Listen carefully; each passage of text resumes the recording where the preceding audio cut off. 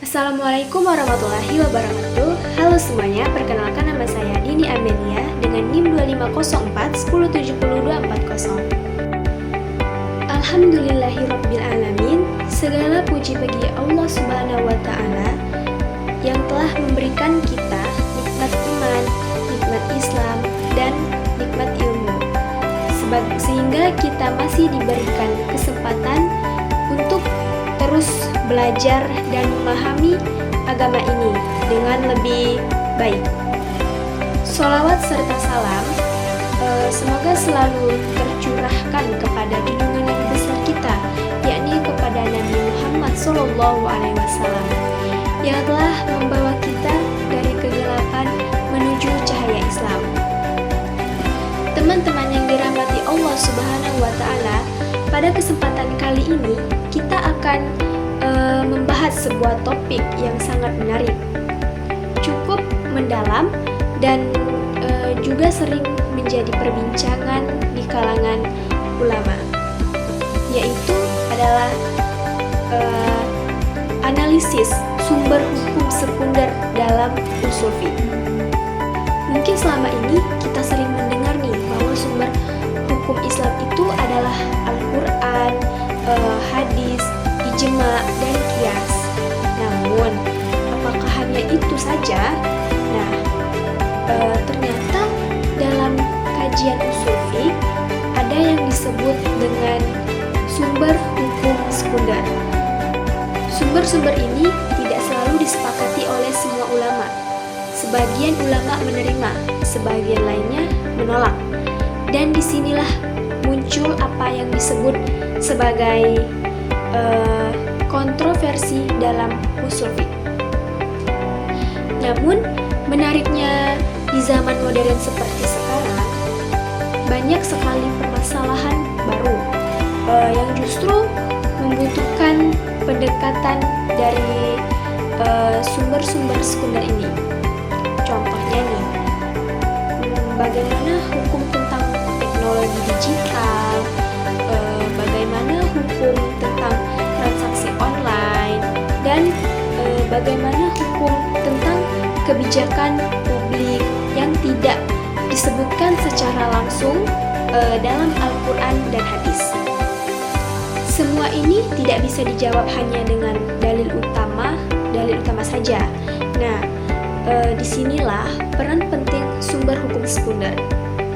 Oleh karena itu, dalam video ini kita akan membahas secara mendalam nih, apa saja sih sumber hukum sekunder, mengapa terjadi perbedaan pendapat, dan bagaimana relevansinya di zaman modern.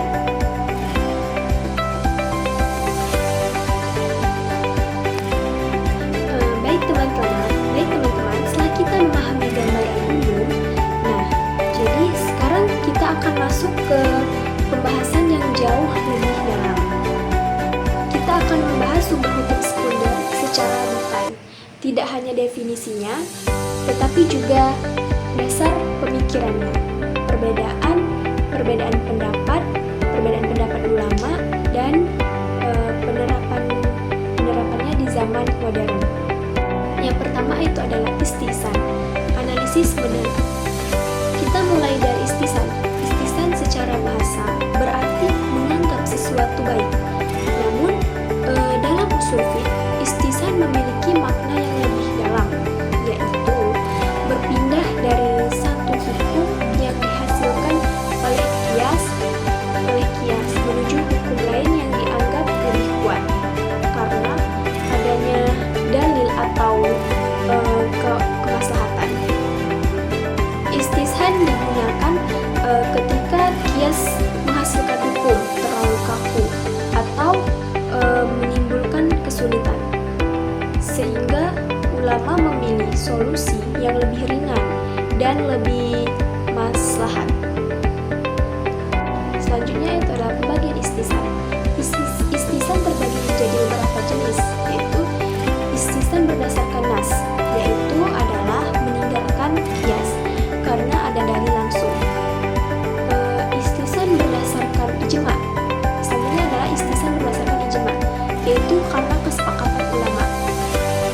Yang selanjutnya adalah istisna berdasarkan darurat, yaitu karena kondisi darurat yang membutuhkan keringanan. Yang selanjutnya adalah istisna berdasarkan maslahah, yaitu demi kemaslahatan umum. Selanjutnya adalah pembahasan tentang kontroversi istisna. Sebagian ulama menolak istisna karena dianggap terlalu subjektif. Namun ulama lain menerimanya dengan syarat ini menunjukkan bahwa metode ini tidak sederhana. Yang kedua adalah maslahah mursalah. Maslahah mursalah adalah menetapkan hukum berdasarkan kemaslahatan umum yang tidak disebutkan secara eksplisit dalam dalil. Adapun jenis-jenis maslahah adalah maslahah terbagi menjadi 3. Yang pertama adalah maslahah mu'tabarah yang diakui oleh syariat. Yang kedua adalah maslahah mulghah yang ditolak oleh syariat. Yang ketiga adalah maslahah mursalah yang tidak disebutkan namun tidak bertentangan.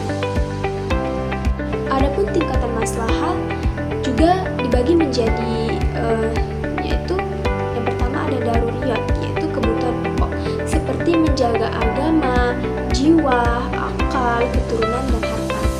Yang kedua itu ada hajiyat, yaitu kebutuhan sekunder untuk menghindari kesulitan. Yang ketiga ada tasiniyat, yaitu pelengkap untuk kesempurnaan hidup. Contoh yang di zaman modern adalah sistem pendidikan nasional, undang-undang, teknologi kesehatan, dan regulasi digital. Yang ketiga pembahasannya adalah istisab. Istisab adalah mempertahankan hukum asal selama belum ada dalil yang mengubahnya.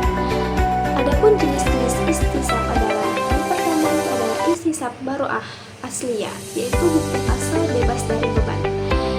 Istisab al-hukum, mempertahankan hukum yang sudah ada. Ada istisab al-wasf, yaitu adalah mempertahankan sifat tertentu. Pentingnya istisab. Istisab ini memberikan stabilitas hukum. Tanpa istisab, mungkin hukum akan mudah berubah tanpa dasar. Selanjutnya pembahasannya adalah urf. Urf adalah kebiasaan masyarakat dalam usul fiqh. Urf bisa menjadi dasar hukum. Adapun pembagian dari urf adalah yang pertama adalah urf shahih, artinya yang tidak bertentangan dengan syariat. Yang kedua itu adalah urf fasid, artinya yang bertentangan dengan syariat. Contohnya adat pernikahan, kebiasaan jual beli, budaya lokal. Yang pembahasan selanjutnya adalah sadu zari'ah dan fatu zari'ah. Sadu zari'ah adalah menutup jalan menuju keburukan. Fatu zari'ah adalah membuka jalan menuju kebaikan. Analisis ini menunjukkan bahwa Islam tidak hanya melihat hasil, tetapi juga proses. Setelah sadu zari'ah itu ada syar'u man qablana, yaitu syariat umat sebelum Islam. Apakah masih berlaku? Ulama berbeda pendapat. Adapun perbandingan mazhabnya yaitu mazhab Hanafi lebih banyak menggunakan istisna, sedangkan mazhab Maliki lebih menggunakan maslahah. Nah, mazhab Syafi'i ini lebih ketat dalam penggunaan dalil, dan mazhab Hambali lebih fleksibel dalam beberapa kondisi. Nah, sekarang kita masuk ke bagian paling penting nih. Bagaimana semua ini digunakan di zaman sekarang?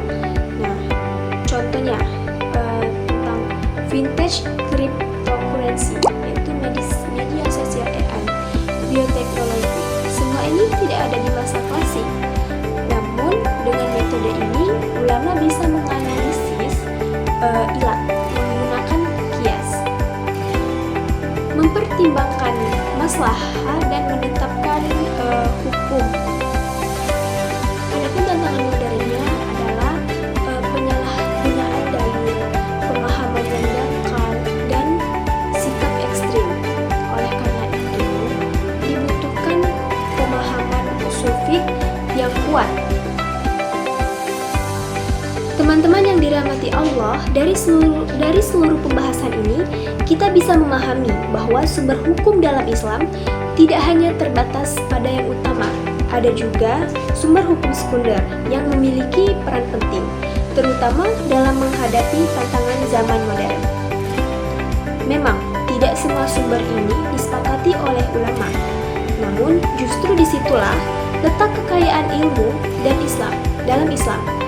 Perbedaan pendapat bukanlah kelemahan, tetapi menunjukkan bahwa Islam adalah agama yang hidup, dinamis, dan mampu menjawab zaman. Hai Kacu!